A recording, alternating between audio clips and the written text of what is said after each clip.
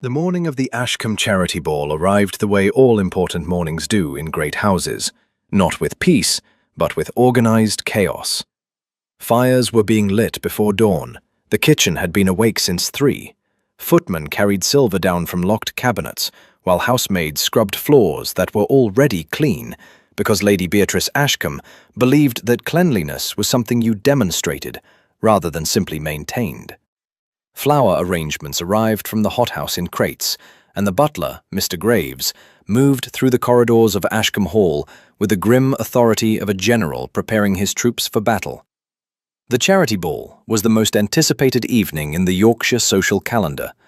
Dukes and barons, clergymen and magistrates, wives draped in silk, and husbands draped in self-importance, they all came.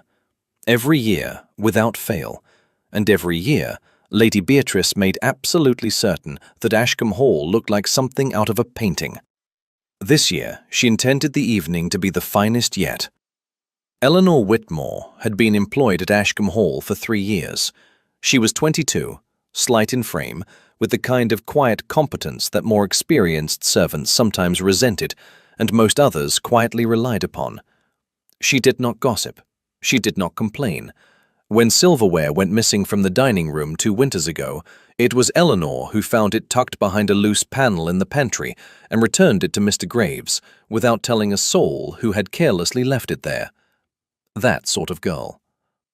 That morning, she had been assigned to the Duchess's private dressing chamber, the most delicate assignment any maid could receive, and one that required, above everything, silence and discretion. The chamber itself was a monument to wealth. Heavy damask curtains in deep burgundy, a dressing table crowded with crystal perfume bottles and ivory-handled brushes, a fire burning low in the grate, and on a velvet stand beside the mirror, the Ashcombe sapphire necklace, the most recognizable piece of jewelry in the county, possibly the country. 3 large sapphires set in gold, flanked by smaller stones that caught light like still water.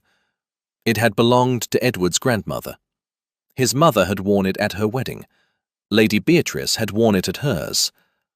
Eleanor dusted the mantelpiece carefully, keeping her back to the dressing table as she always did. She adjusted the fire screen, straightened the small chair beside the window, and left the room as quietly as she had entered. She did not touch the necklace. She had never once touched the necklace. 30 minutes later, the entire household stopped breathing. Lady Beatrice's voice, high and sharp, the kind of voice that could silence a room through walls, tore through the corridors of Ashcombe Hall. "Where is it? Where is it?" Then the footsteps. Quick, furious, the rustle of silk moving faster than silk was meant to move. Eleanor was in the ballroom helping to arrange chairs when the doors burst open and Lady Beatrice swept in like a storm wearing a morning gown. Every servant in the room straightened. Every noble guest who had arrived early turned to look. Lady Beatrice raised one finger and pointed it directly at Eleanor Whitmore. "You're a thief!" The words landed like a slap. Eleanor turned slowly. She felt the color drain from her face, not from guilt, but from the particular terror of being accused in front of people who had already decided to believe it. "My lady, don't!" Lady Beatrice's voice dropped into something colder. "My sapphire necklace is gone. You were the only person in that chamber this morning. Everyone else was accounted for. You were seen leaving." She stepped closer. "I want it back. Now." "I don't have it, my lady. I didn't search her." 2 footmen stepped forward. Eleanor stood very still as they checked her pockets, her apron, the small cloth bag she carried her polishing cloths in. Mr. Graves watched from the doorway, his expression unreadable. The other maids looked at the floor. Nothing was found. This did not satisfy Lady Beatrice. If anything, it annoyed her. "She has hidden it somewhere in the servants' quarters. Search those rooms too." The humiliation was quiet and thorough. Other servants were made to stand aside while Eleanor's small room was turned over. Her Bible, her spare dress, the 2 letters from her mother she kept folded beneath her mattress. All of it examined. All of it handled by strangers while Eleanor stood in the corridor outside and fixed her gaze on the wall.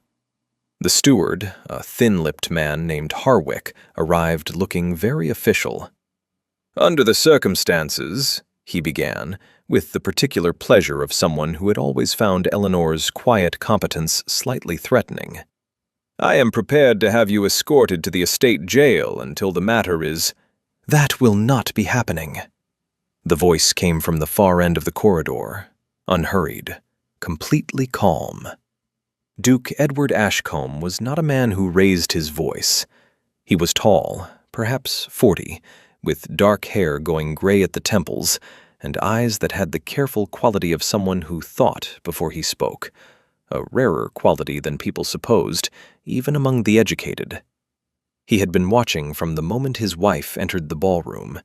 He had said nothing, allowing it to unfold, taking note of every detail. Now he walked forward, and the corridor rearranged itself around him. "No one," he said, "is being taken anywhere without proof." He looked at Harwick, then at Eleanor, then at his wife. "We will investigate this properly. Every person with access to those chambers will be questioned, every guest, every servant, Eleanor included." He paused. "But she will not be imprisoned on the basis of accusation alone." Lady Beatrice stared at him. "Edward, the necklace—" "Will be found." He said it with certainty. "Begin the questioning, Harwick. I will conduct it myself." He turned before anyone could reply and walked back down the corridor. Eleanor remained exactly where she stood. Around her, the house resumed its anxious noise, whispers, shuffling feet, the distant clatter of the kitchen. The ballroom doors closed softly. She was not innocent until proven guilty in anyone's eyes. She knew that. But something had just happened that she had not expected. Someone had believed her worth protecting, even before she had spoken a single word in her own defense, and that, in a household like this one, was more remarkable than the missing necklace itself. The village of Haworth sat 3 miles from Ashcombe Hall, close enough that its residents knew the estate's business before the estate sometimes knew it itself. News traveled fast in small places, carried by dairy carts and market women, and the particular efficiency of people with very little else to occupy their attention. By the time Eleanor Whitmore walked through Haworth's main street that evening, her carpet-bag in hand and her coat pulled close against the October wind, at least a dozen people already knew why she was there. She felt their eyes, a woman drawing her curtain shut, 2 men outside the blacksmith's who stopped talking as she passed. The butcher's wife, who had always been perfectly civil, suddenly found something urgent to examine in her shop window. This was how it worked, not with cruelty exactly, but with distance, the kind that settled around an accused person like frost, quiet, thorough, and very difficult to shift. Her Aunt Martha's cottage sat at the end of a narrow lane behind the church. It was small and cold, and smelled of dried herbs and tallow candles, and Eleanor had never in her life been so relieved to see it. Martha Whitmore was a stout woman in her 60s who had buried a husband, raised 3 alone, and developed as a consequence the kind of practical fearlessness that comes from having already survived the worst. She opened the door before Eleanor reached it, took one look at her niece's face, and stepped aside without a word. She put the kettle on. She didn't ask questions. After Eleanor had drunk her tea and stared at the fire for a long while, Martha simply said, "Tell me what happened."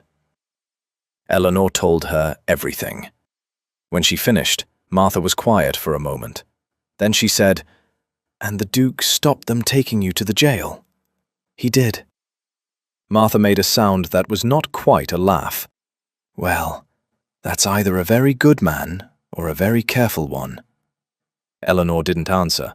She wasn't sure yet which it was. She slept poorly that night. The cottage walls were thin, and the wind came off the moor with force, rattling the window latch and pushing cold air under the door. She lay on the narrow cot in Martha's back room and stared at the ceiling and thought about the necklace. Who had taken it? How it had been done?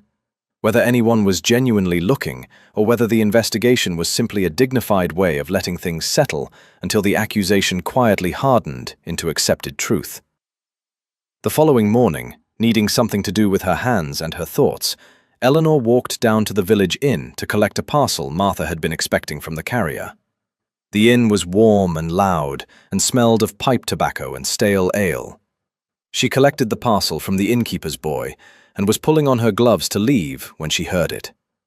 Two men seated near the hearth, merchants by the look of them, traveling coats still damp from the road. They were speaking low, but the inn's noise had a particular quality. It swallowed some conversations entirely and carried others with surprising clarity across the room. Asking about sapphires specifically, cut stones, loose ones, not interested in settings. Eleanor stopped. She did not turn around.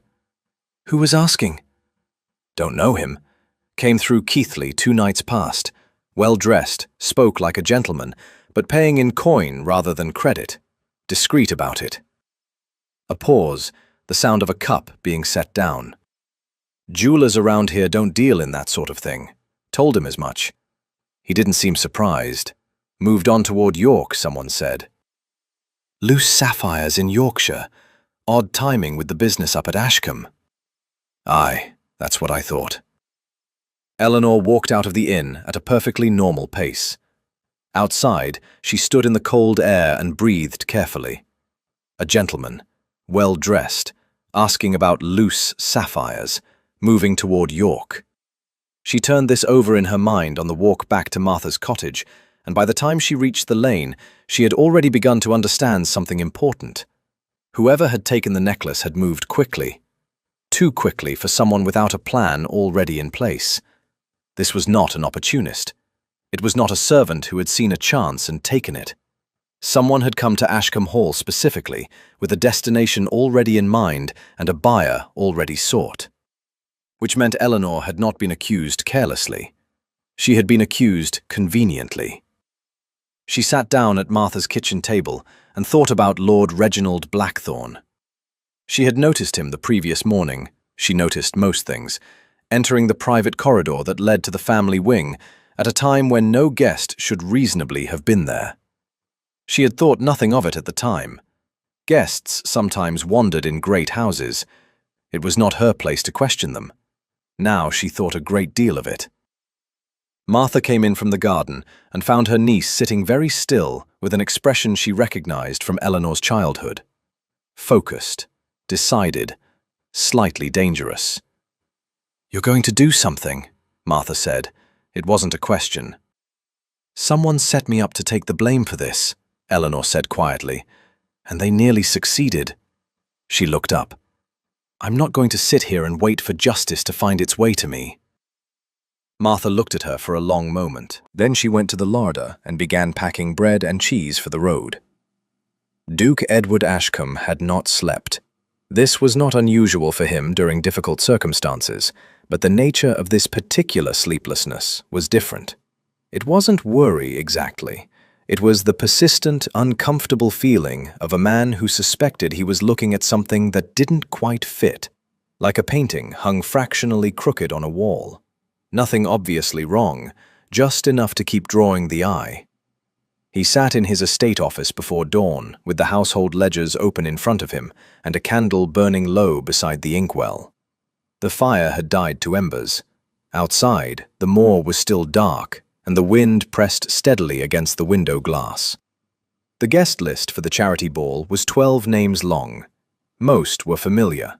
Neighbouring families who had attended for years, a bishop from Leeds, 2 magistrates and their respective wives. Routine, respectable, predictable. Lord Reginald Blackthorne was the exception. He had been invited at the suggestion of Lady Beatrice's cousin, who had met him at a card evening in Harrogate and described him as charming company. Edward had no strong feelings about him either way when the invitation was extended. He did now. He pulled the household entry log toward him, a record kept by Mr. Graves of every person who entered or moved through the family wing, maintained with the thoroughness that Graves applied to everything. It was not glamorous work, but it was exactly the kind of record that became invaluable in moments like this one. Lord Reginald had arrived at Ashcombe Hall at 10:30 on the morning of the ball. He had been shown to a guest room in the east corridor, standard enough. But the entry log showed something else. At 11:15, 15 minutes after arriving and before breakfast had even been served to the guests, Lord Reginald had been noted entering the private corridor. The private corridor, which led, among other places, directly to Lady Beatrice's dressing chamber. Edward sat back in his chair and read the entry 3 times. Mr. Graves had made a small annotation beside it in his careful handwriting. Guest appeared to be seeking the library, redirected by footman Thomas. Redirected? But the question was, how far he had walked before Thomas found him. And Thomas, Edward recalled, had been pulled away to assist with flower deliveries shortly after. There had been a gap of perhaps 10 minutes in which that corridor was, unusually, unattended. 10 minutes was more than sufficient. Edward closed the ledger and moved to the stables before full light had broken over the moor. The head groom, a reliable man named Silas, was already at work. "Lord Reginald's carriage," Edward said without preamble. "Yesterday morning.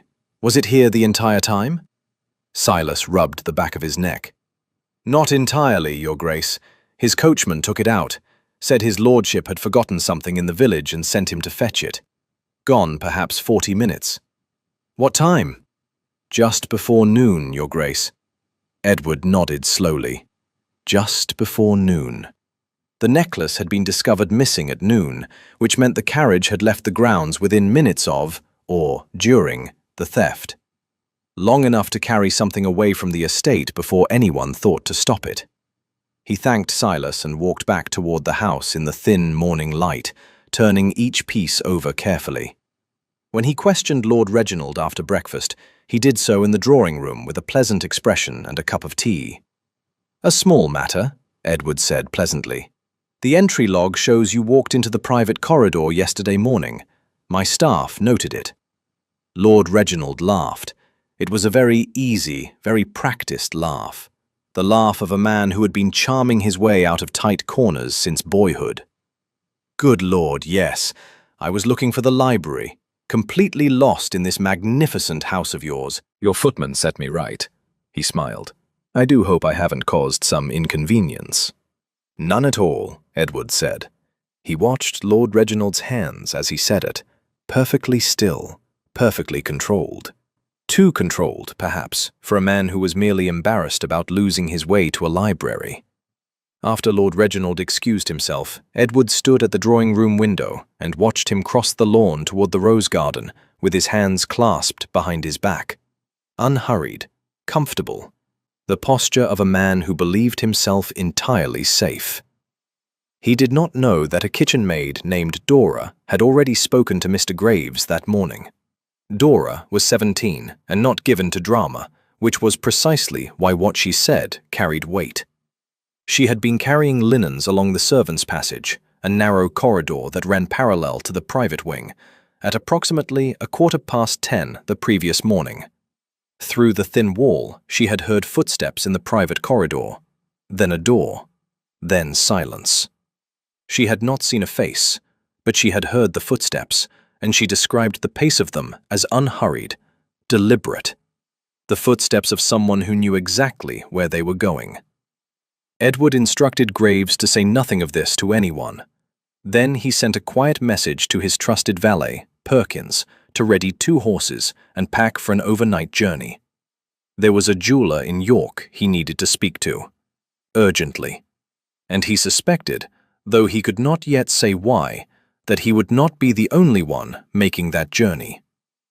York in October had a particular quality to it, the smell of coal smoke and river damp, the narrow streets pressing close on either side, the old city walls rising grey against a sky that couldn't quite decide between cloud and rain. Merchants moved along Stonegate with their collars turned up. A flower seller called from beneath a dripping awning. Church bells marked the hour from somewhere behind the minster, and the sound rolled through the streets like something that had been rolling through them for centuries and intended to continue. Eleanor arrived by public stagecoach at 8:30 in the morning, stiff from the journey and cold in a way that had settled into her bones somewhere around the second hour. She had told Martha she would be back by nightfall, which she now suspected was optimistic. She carried a small purse, her warmest shawl, and the name of a street she had extracted carefully from a second conversation at the Haworth Inn. A different merchant, a different morning, but the same thread pulling in the same direction. Gillygate. That was where the jewelers were. She found the street without much difficulty and walked its length slowly, reading the signs above the shop doors. Most were goldsmiths dealing in new work, rings, brooches, watch chains. She was looking for something older, a dealer in antique pieces, in estate jewelry, in the kind of work that came to a shop without clear papers of provenance. She found it near the end of the street. A narrow shop front, the sign faded. H. Mossop, Antiquarian Jewels and Estate Pieces. The window displayed a modest collection. Brooches, a few rings, a pocket watch on a velvet stand, nothing showy. Exactly the kind of place a man might visit if he wanted a quiet transaction with a minimum of witnesses. A small bell announced her entrance. The shop was dim inside, smelling of beeswax and old velvet. Glass cases ran along both walls, and behind the counter stood a man of perhaps 70. Small, neatly dressed, with the careful eyes of someone who spent his life examining things closely and had learned to be equally careful about what he said. He looked at Eleanor. Then he looked at the door behind her. "I'm alone," she said. He relaxed slightly. Only slightly. She explained herself simply. She was a servant, recently accused of stealing a sapphire necklace she had not stolen, and she had reason to believe someone had attempted to sell stones matching that necklace in York within the past 2 days. She did not perform distress. She simply stated the facts in the same quiet, direct way she stated everything, and watched his face carefully while she did. Mr. Mossop was silent for a long moment. "A gentleman came in," he said finally. 2 days past. Well dressed. He had 4 loose sapphires. Good quality, very good quality, the kind you see in old family pieces." He paused. "He wanted a private valuation, no paperwork." "Did he give a name?" "He did not, and I didn't ask. At the time, I thought—" He stopped, cleared his throat. "I told him I couldn't assist with unpapered stones. He left." "Could you describe him?" Before he could answer, the shop door opened. Duke Edward Ashcombe walked in, followed closely by his valet Perkins, and stopped when he saw Eleanor standing at the counter. The silence lasted perhaps 3 seconds. It felt considerably longer. "Miss Whitmore," the Duke said. "Your Grace," Eleanor replied. Neither of them commented on the extraordinary coincidence of being in the same jeweler's shop in York, because both of them immediately understood that it was not a coincidence at all. They had simply followed the same thread from different ends. Edward turned to the jeweler and introduced himself by name. He watched Mr. Mossop's expression shift. The careful neutrality of a man in trade meeting a duke was a specific and readable thing. "I believe you were about to describe someone," Edward said, pulling up a chair for Eleanor with a natural ease that surprised her. He remained standing himself. Mr. Mossop described the man. Tall, well-dressed, dark coat, gloves, spoke with the assured manner of someone accustomed to being accommodated, did not remove his hat, came in the afternoon, left within 10 minutes when Mossop refused the transaction. Lord Reginald Blackthorne, down to the hat. Then Mossop hesitated. He looked at the window, then at the door, then at his own hands on the counter. "There's something else," he said quietly. "I made an inquiry afterward, spoke to another dealer on this street about the stones, described them. Word travels among us." He swallowed. "Yesterday morning, 2 men came to my shop. They didn't want to buy anything. They told me to keep quiet about any visitors I'd recently had. One of them put his hand on my counter like this. He placed his own hand flat on the glass and looked at me for a very long time without saying anything else. The shop was very quiet. They came back an hour later, Mossop added, almost to himself. Just walked past slowly, looked in through the window. Eleanor felt the shift in the room, the point where a missing necklace stopped being a household matter and became something with sharper edges. She looked at the Duke. He was already looking at her. Outside, the church bells marked the half-hour. Somewhere on Gillygate, unhurried footsteps passed along the wet cobblestones and did not stop. They left York separately. It was the Duke's suggestion, made quietly outside Mossop's shop while Perkins waited with the horses. If Lord Reginald had men watching the jeweller's street, and the slow pass of those footsteps outside the window suggested he very likely did, then the Duke and Eleanor leaving together would confirm that the investigation had reached York, and Lord Reginald would move faster than they could follow. Edward would return to Ashcombe Hall by the main road and give every appearance of a man who had learned nothing useful. Eleanor would travel back through Keighley on the afternoon stagecoach. That was the plan. Eleanor kept to it for approximately 4 hours. The stagecoach stopped in the village of Burstwith to change horses, and it was there that she saw him, one of Lord Reginald's servants, a heavy-set man she recognized from the morning of the ball, when he had brought his master's travelling case into the hall. He was on horseback, moving at a deliberate pace along the lane that branched away from the main road and out toward the open moorland. He was not travelling toward Ashcombe. He was not travelling toward any village she knew. He was heading onto the moor at dusk, which no sensible person did for innocent reasons. Eleanor got off the stagecoach. She told herself this was foolish even as she did it. She pulled her shawl tighter, waited until the coach had rolled on, and followed at a distance that kept her far enough behind to avoid notice and close enough to keep him in sight. The lane narrowed quickly into a track, the ground turning soft underfoot, heather pressing in on either side. The sky above the moor was the particular shade of dark grey that preceded a Yorkshire night, not quite black, just colourless and heavy, the light leaving without drama. She walked for perhaps a mile before she saw the building. It sat in a shallow depression below a ridge, low and long, its stone walls the same colour as the moor around it. An abandoned hunting lodge. She had heard of such places, but never seen one this far from the estate. 2 horses were tied outside. Dim light showed through a gap in one of the shuttered windows. Eleanor crouched behind a stand of gorse and watched. The heavy-set servant dismounted and tied his horse beside the others. He knocked twice on the door, a short pattern, and was let inside. Through the gap in the shutter she could see movement, the shadow of at least 2 figures moving around something laid out on a table. She could not make out what it was from this distance, but the careful, deliberate way the figures moved around it reminded her of something. It reminded her of work. Detailed, focused work. She needed to get closer. The sensible part of her mind, the part that had kept her alive and employed for 22 years, had quite a lot to say about this. She ignored it and moved forward, keeping low, using the gorse for cover, testing each step before committing her weight. The ground was soft enough to muffle footfall. The wind was in her favor, carrying sound away from the lodge. She reached the wall. Through the gap in the shutter, she saw a table covered in dark cloth.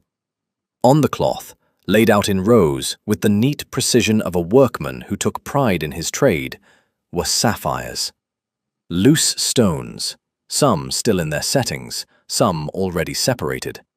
Tools beside them, small pliers, a jeweller's loop, a cloth for handling. One of the men was working by lamplight, with the focused patience of someone who had done this before. The other stood near the door with his arms folded. The Ashcombe necklace was being taken apart, stone by stone. Eleanor stepped back from the wall. One step, then another, turning carefully. Her foot found a loose stone beneath the heather and sent it skittering against the lodge wall, with a sound that was, in the silence of the moor, approximately as loud as a gunshot. The door opened. She ran. There was no dignity in it, and she didn't attempt any.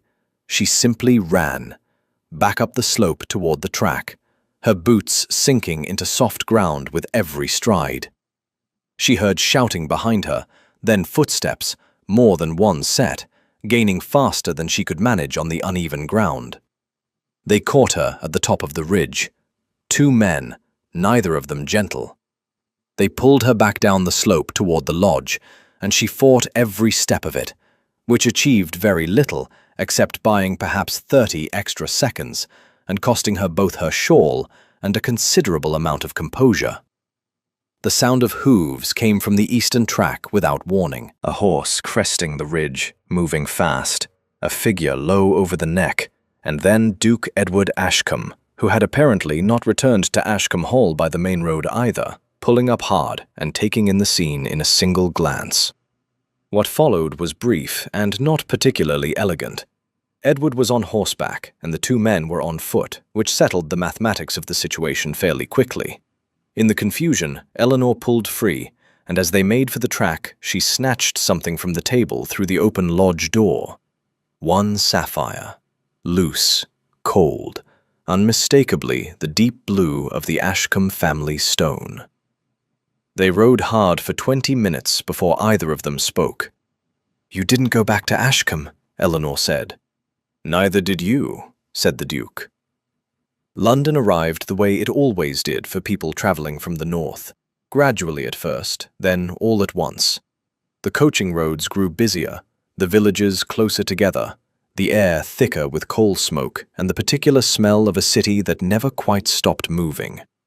By the time the carriage crossed into Mayfair, the Yorkshire moor felt like something from a different world entirely.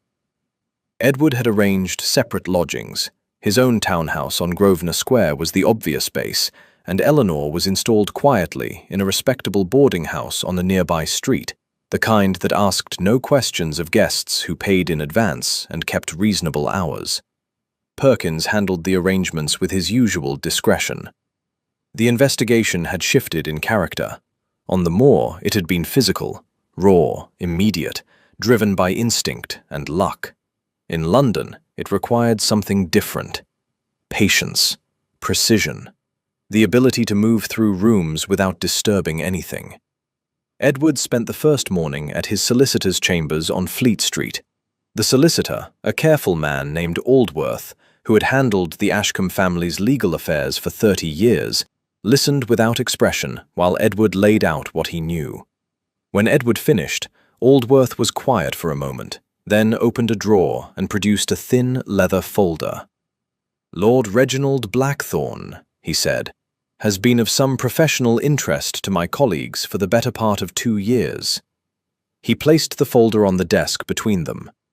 3 creditors in the city, 2 more in Edinburgh, gambling debts primarily, though there are some questions around a land sale in Shropshire that did not bear particularly close examination. He paused. He is not the first man of his rank to find himself in this position, but he is perhaps unusual in the lengths he appears willing to go to address it. Edward read through the papers carefully. The debts were substantial, the kind that pressed on a man daily, that followed him into drawing rooms and card games and made every social engagement a performance of solvency he could no longer afford. Creditors were growing impatient. One had engaged a debt collector the previous month.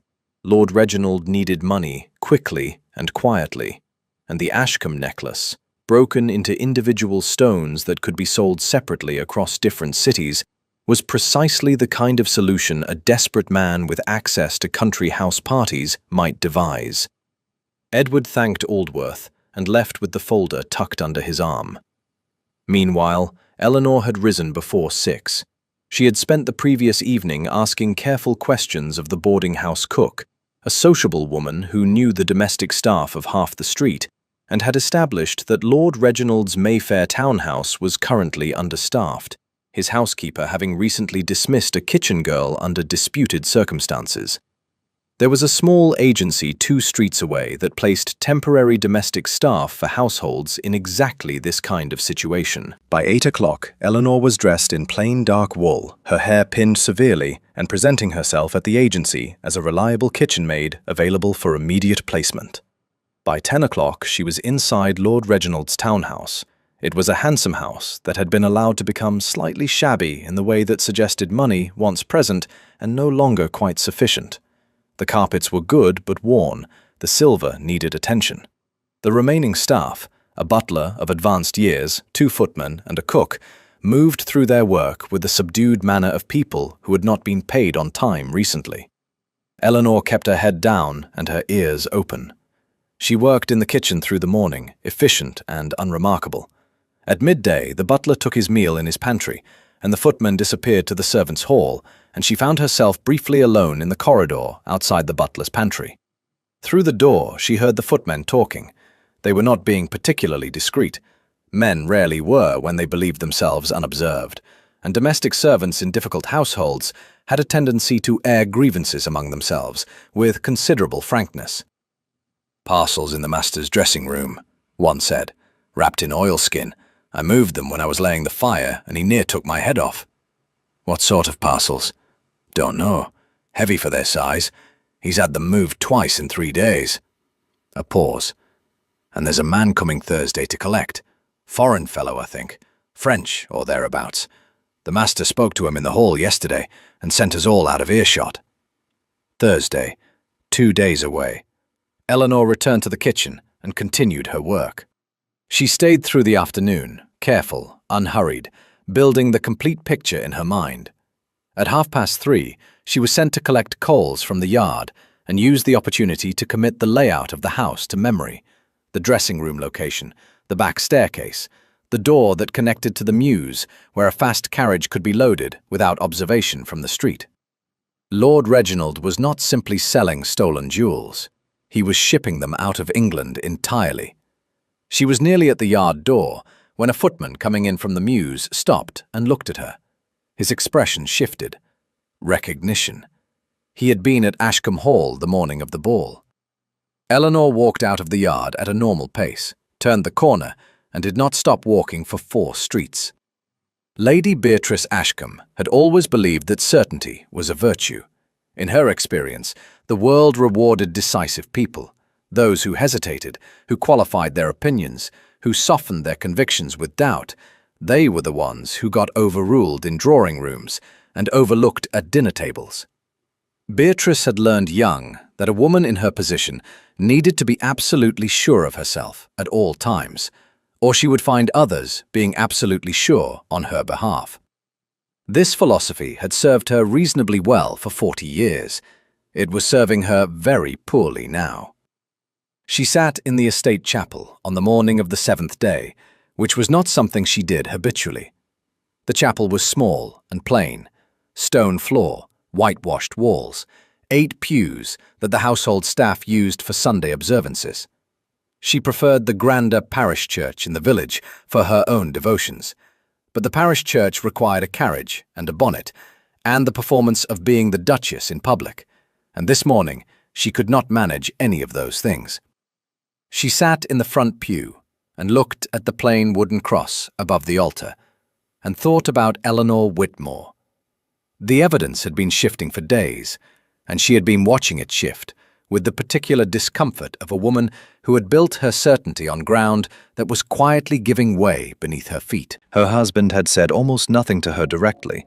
Edward rarely confronted. He simply placed information in her path and allowed her to reach her own conclusions at her own speed, which she had always found maddening and was finding considerably more so now. What she knew: no stolen jewelry had been found in Eleanor's possession or her room. The girl had returned voluntarily to help with the investigation rather than disappearing, which was not the behavior of someone with something to conceal. A kitchen maid had seen a guest in the private corridor, and Eleanor's sapphire, the recovered stone from the moor, had been confirmed by Ashcombe's own jeweler as matching the family necklace exactly. What Beatrice could not escape: she had pointed her finger in a room full of people within minutes of discovering the necklace missing. She had not paused. She had not considered alternatives. She had simply looked for the nearest person who could not argue back and pointed. The chapel door opened. Mrs. Hartley, the senior housekeeper, came in quietly and sat 2 pews behind without being asked to. Beatrice did not turn around. "You've come to speak to me about Eleanor?" "No, Your Grace," Mrs. Hartley said. "You've come to speak to me." It was a remarkable thing to say to a duchess. It was also entirely accurate. Beatrice was quiet for a moment. "How long has she been with us?" 3 years, Your Grace, since she was 19. "And in 3 years, never a complaint against her, never a missing item she was responsible for?" Mrs. Hartley's voice was measured, not accusing. She was far too experienced for accusation. 2 winters ago, there was a matter with some silverware. She found it and returned it without naming who had been careless with it. Most girls would have used that to their advantage. Eleanor didn't. "No, Your Grace." Beatrice pressed her fingers together in her lap. Outside, the wind moved through the estate gardens, and the chapel windows trembled faintly in their frames. "The other servants," she said. "How are they?" Mrs. Hartley paused in a way that was itself an answer. "Unsettled, Your Grace. The household is fond of her. Several of the younger maids have been quite distressed." Another pause. "Thomas the footman hasn't spoken more than necessary since it happened. He and Miss Whitmore have been friends since she arrived." Beatrice stood. She walked to the chapel window and looked out at the garden. Bare now, the rose bushes cut back for winter, the gravel paths wet from overnight rain. It looked stripped and exposed, as gardens always did in autumn. Honest, in a way that summer gardens never quite were. She had been so certain, and her certainty had stripped a young woman of her reputation in front of an audience specifically assembled to judge exactly that kind of thing. In a county where reputation was the only currency a servant actually possessed. She turned from the window. "Is there anything that can be done for her in the meantime, practically speaking?" "Her position here should be confirmed, Your Grace. The uncertainty is, it hangs over the household. I cannot confirm it until the matter is formally resolved." She said it more quietly than she intended. "Edward is... The investigation is progressing." Mrs. Hartley stood to leave and then stopped. "Your Grace, she came back, you know, when she didn't have to, when most people in her position would have gone and not returned." She smoothed her apron with both hands. "That tells you something about a person." She left Beatrice alone in the chapel. For a long time the Duchess stood very still by the window. Pride was a strange thing. It protected you right up until the moment it didn't, and then it simply made everything worse. She had been wrong. She had been wrong in the most public, most damaging way possible, and all her certainty had accomplished was harm. Outside, a rider was coming hard up the estate drive. Even from this distance, Beatrice could see it was one of the Duke's men, riding with the posture of someone carrying urgent news. Lord Reginald was moving, and Edward was already racing for the coast. The road to Hull was 70 miles of hard riding and worse weather. Edward had left London the previous evening, the moment Eleanor's intelligence about the foreign buyer reached him. She had sent word through Perkins in a brief, precise note that contained no unnecessary detail and everything necessary. Thursday, French contact, shipment via the Meuse. He had read it once, folded it, and begun moving. Perkins rode ahead to coordinate with the local constabulary through contacts Edward had spent 20 years cultivating across the county. Magistrates, sheriffs, men who owed the Ashcombe family professional courtesies and were willing to act on a duke's word without requiring a week of formal correspondence first. 2 constables met them at the crossroads outside Selby. 3 more joined at the toll gate north of Howden. Eleanor was in the carriage with Edward. This had been a practical decision rather than a sentimental one, or at least that was how Edward framed it. She had been inside Lord Reginald's townhouse.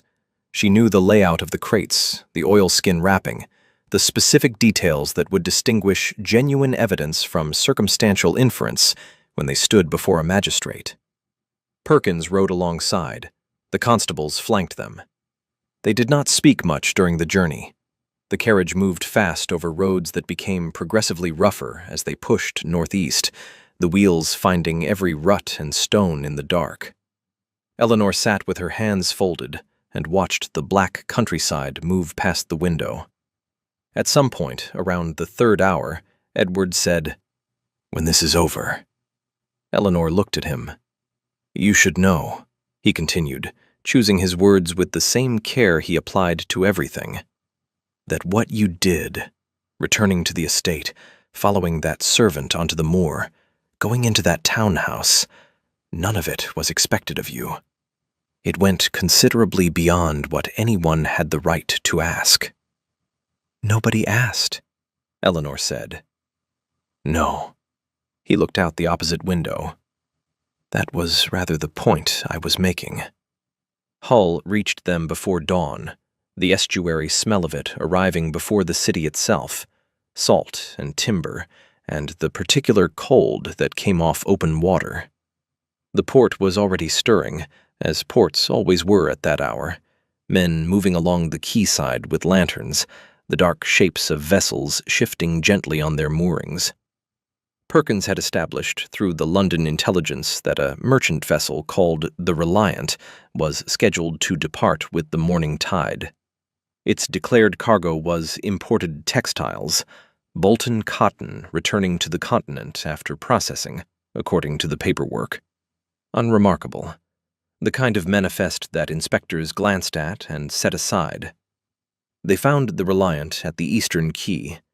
The constables moved with considerably more efficiency than Eleanor had expected. She had a vague notion that official proceedings involved more deliberation and considerably more paperwork. But a duke on a quayside before dawn, with documented evidence of theft and a recovered gemstone, had a clarifying effect on the pace of things. The crates were in the hold, 6 of them, stacked beneath actual bolts of cotton that had been placed on top with the obvious intention of providing exactly one layer of legitimacy. The oilskin parcels inside matched Eleanor's description precisely. Heavy for their size, wrapped tight, sealed with wax. When the first parcel was opened in the presence of 2 constables, the ship's master, and a harbor magistrate who had been roused from his bed and was not particularly gracious about it, the contents confirmed everything. The Ashcombe necklace, or what remained of it, lay in pieces on the quayside cobblestones in the gray pre-dawn light. Most of the stones had already been separated from their settings. The gold framework was bent where tools had worked at it. But 3 of the larger sapphires were still intact in their original mountings, and the recovered stone from the moor matched the empty setting beside them with the kind of precision that required no expert to confirm. There were other pieces, too. Jewelry from other families, other houses, other accusations that had perhaps settled on other innocent servants in other counties. The scale of it was larger than Edward had anticipated, and he stood looking at the collection on the cold cobblestones for a long moment before he said anything. Lord Reginald Blackthorne was found in a private cabin aboard the Reliant.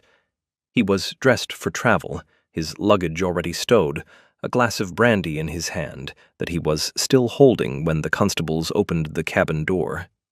He looked at Edward for a long moment with an expression that moved through several stages before settling on something that was almost relief, the particular relief of a man who has been running for a very long time and has finally, on some level, stopped.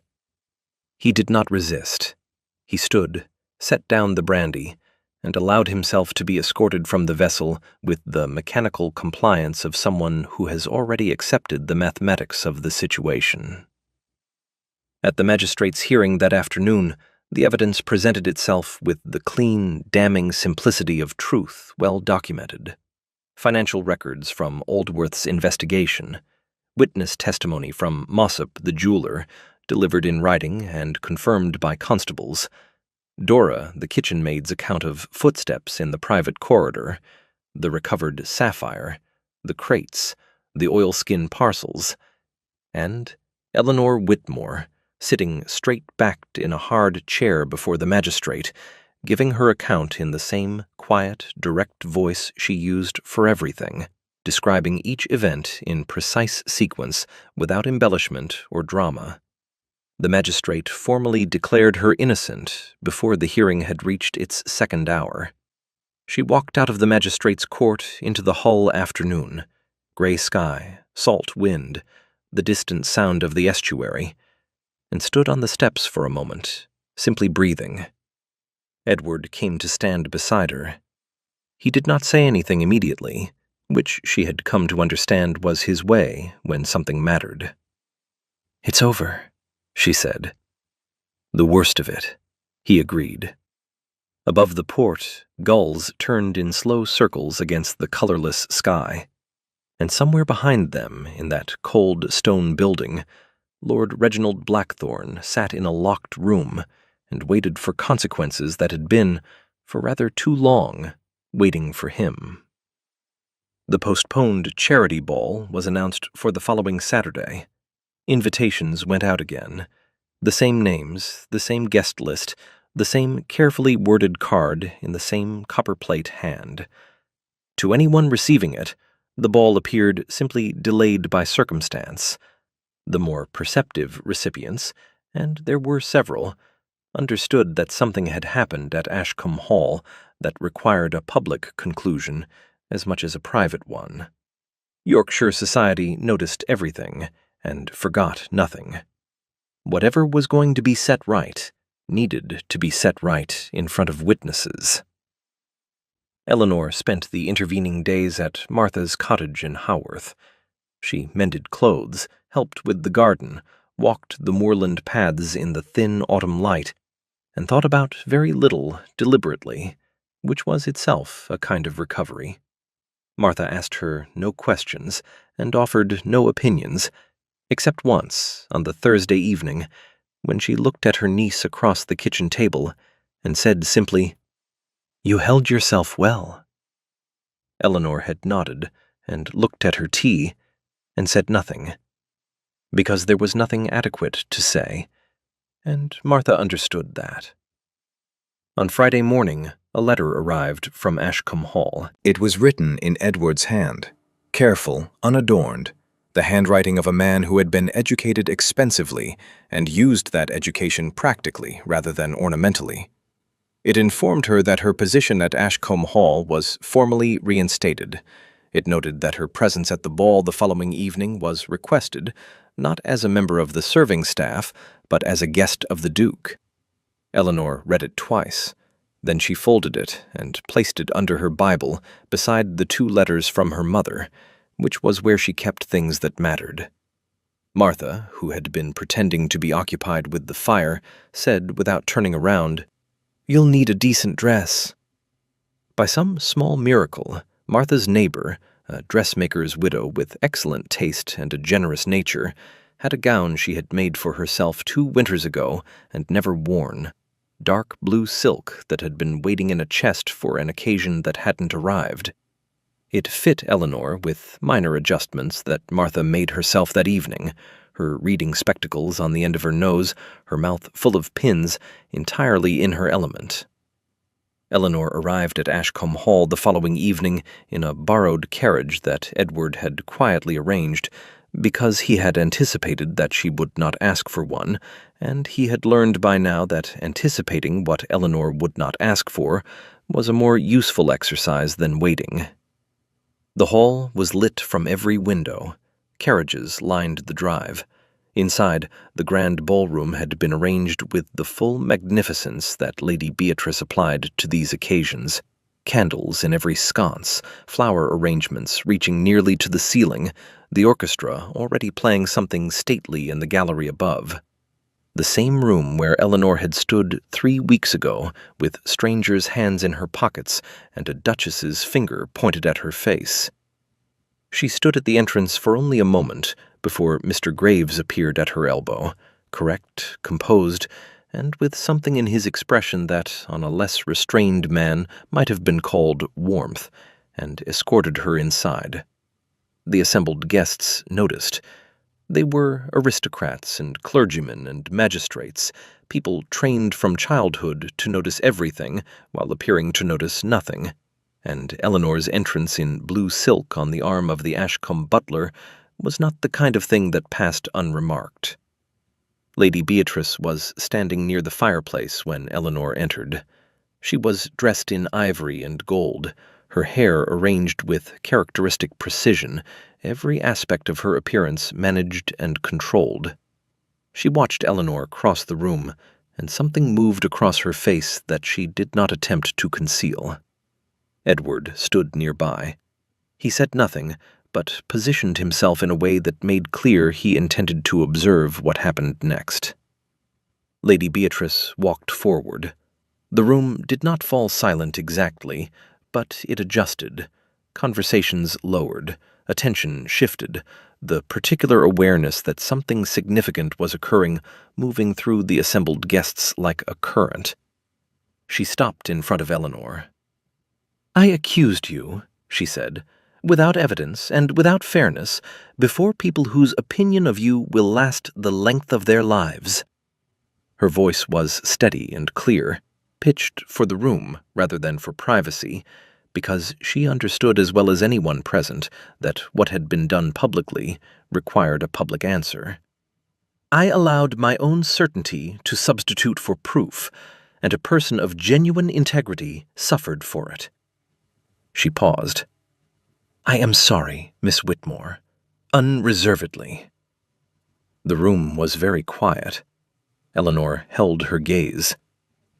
"Thank you, my lady," she said, simply, without performance. Lady Beatrice reached up and unfastened the restored sapphire necklace from her own throat, reassembled by the Ashcombe family jeweler from every recovered stone, complete once more, and held it for a moment in both hands. Then she fastened it back around her own neck, and the gesture carried what words might have overcomplicated. The necklace was home. The matter was closed. Edward stepped forward then and addressed the room with the same unhurried calm he brought to everything.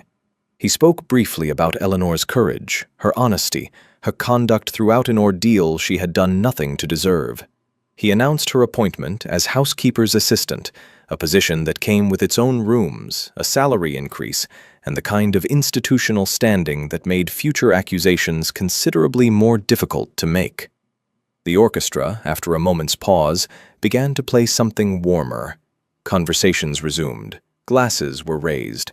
The ballroom filled again with the sound of an evening proceeding as evenings at Ashcombe Hall were meant to proceed, with music and candlelight and the particular contentment of people who have witnessed something genuine in a setting usually reserved for performance. Eleanor stood near the tall windows that looked out over the dark garden and the moor beyond, and a footman brought her a glass of ratafia she hadn't asked for, and Thomas, who had not spoken more than necessary for 3 weeks, appeared beside her and said gruffly that it was good to have her back, and she said it was good to be back, and meant it entirely. Somewhere in a locked room in Hull, Lord Reginald Blackthorne awaited trial for theft, fraud, and conspiracy against the Crown, and in the grand ballroom of Ashcombe Hall, beneath chandeliers that threw warm light across silk and gold and the faces of people who would remember this evening for the rest of their lives, Eleanor Whitmore, once accused, never broken, stood exactly where she deserved to stand. At last.